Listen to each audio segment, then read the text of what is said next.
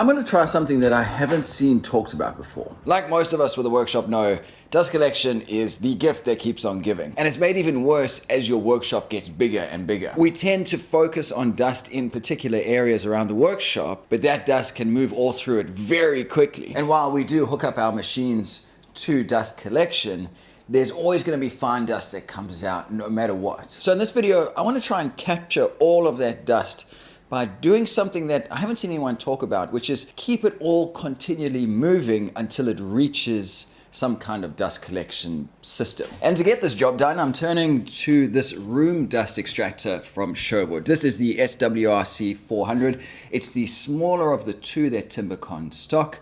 And this is rated to clean a room of 113 square meters, which is about the size of my workshop. I'll get into how I'm going to install this to make it work later on. But for now, I just want to talk about the machine. In the box, you get a remote, but you can also operate the machine using the buttons on this control panel. It's got 3 different speeds, low, medium, and high, and you can set a timer for how long it's going to run, 1, 2, or 4 hours. The idea being that this machine can run while you leave the room, and you can come back to a clean workshop. It comes with 4 mounting points. Included in that are some chains and eye hooks to attach this to a ceiling.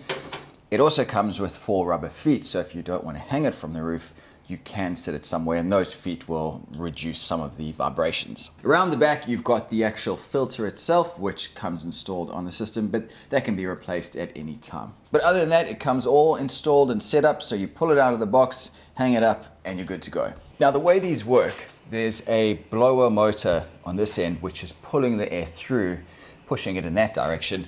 And then around this side is a filter that's pulling air in, and all of the fine dust particles are getting trapped in here. And then as soon as this filter is clogged and no longer working as well as it should be, it can be pulled out and replaced with a new one. So this process of pulling the air through and then pushing it on this end is what I'm going to utilize to hopefully make this work. Now, one of the issues with a machine like this is even though it has a rated volume of air that it will clean, and it does a good job of that, it still can't get to all the dust. Or more importantly, the dust won't get to it. So to keep that dust moving, I'm going to utilize other things around the workshop.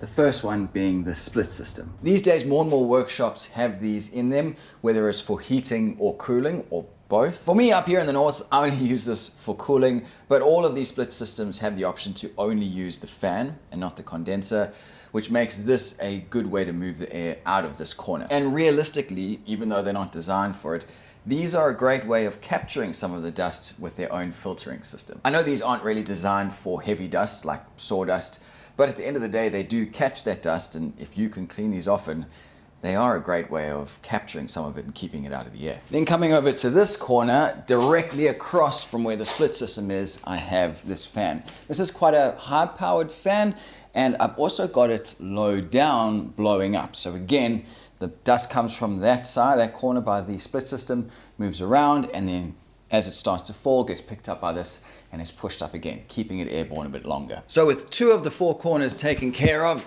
that means I need a second room dust extractor. Each one of these will go into the other 2 corners, so that will complete the circle. So dust, in theory, should continue moving until it gets picked up by one of these 2 machines.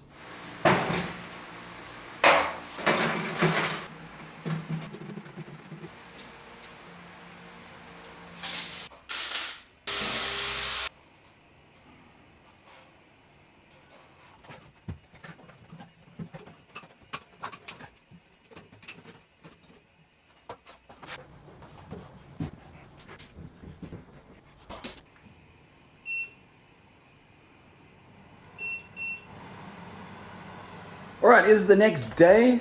All of the dust in the air is settled, so now we can do some tests on whether all of this has actually made any difference. I've got my particle meter here, my air quality detector, and what I'm interested in is the PM 2.5 and PM 10. Those are measuring different sized particles as they cross over the sensor, and that's going to pick up if there's any dust in the air. For this test, I'm going to be cutting this piece of timber, this pine 2x4 on my miter saw. I'll do 10 cuts with it. That's going to blow a lot of dust up into the air.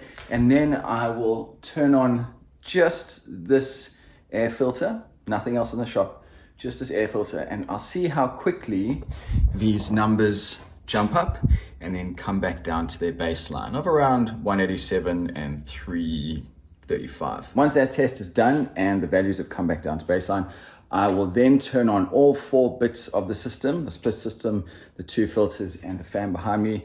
I'll rerun the test and then see how quickly it drops back down to baseline, and hopefully, in theory, it should drop down quicker. Now, it may not be a big difference. I appreciate cutting like this on a miter saw. It's not gonna shoot a lot of dust into the air, but this is the only way I can think that it's gonna be a controlled test. All right, we're up to 209. It hit 406 there a second ago. The air filter is going. You can see the numbers are coming down quite quickly. PM 2.5 is basically down already, and PM 10, that's down to baseline as well. Okay, that took 4 minutes, which was way quicker than I was expecting. A lot of that could be to do with the fact just that the dust has come out of the air and it's just coming straight down. It's not actually being picked up by the fan. But let's see what happens now when I turn on everything. Let's see if it makes a difference to that time. All right, excuse the noise. It's very loud in here, but all the fans are going. We are back down to baseline. Let's rerun the test.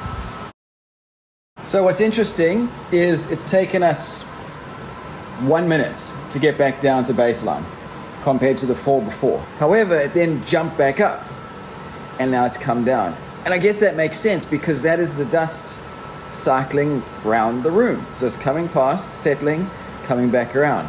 So it's done it twice now. It's dropped to baseline twice and then gone up. See if I can get this. So it's back down to baseline, 187, and now it's shooting back up.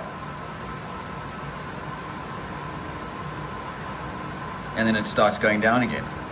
So that could be the dust going, I mean, there could be something else going on, but it's certainly, that initial drop was literally a quarter of the time. It took 1 minute and it dropped all the way back down. That is really cool. That is really, really cool. All right, that in itself is very good data. I'm happy with that. I actually genuinely didn't think that it would improve by that much because of the small variables involved. However, it dropped from 4 minutes down to 1 minute to get down to that baseline that's impressive. That's actual data right there. Now, something to keep in mind though is that this is a very specific test with dust coming from one point, nowhere else in the workshop. So I would expect these results to improve even further if there was dust coming from all around the workshop in different places. So consider the whole workshop air filled with dust and that circling around, getting picked up by the air filters. I think in that scenario, you would have even better results. All right, well, I hope you enjoyed this video. If you are interested in picking up one of these air filters, they're available on Timbecon's website. There's also the bigger version as well available if you have a bigger space. If you're interested in anything else woodworking related, head on over to Timbecon. They've got a wide range of products. Pretty much anything you need, you'll be able to find it there. My name is Robin Lewis. Thanks again for watching, everyone. Take care, and I'll see you in the next one.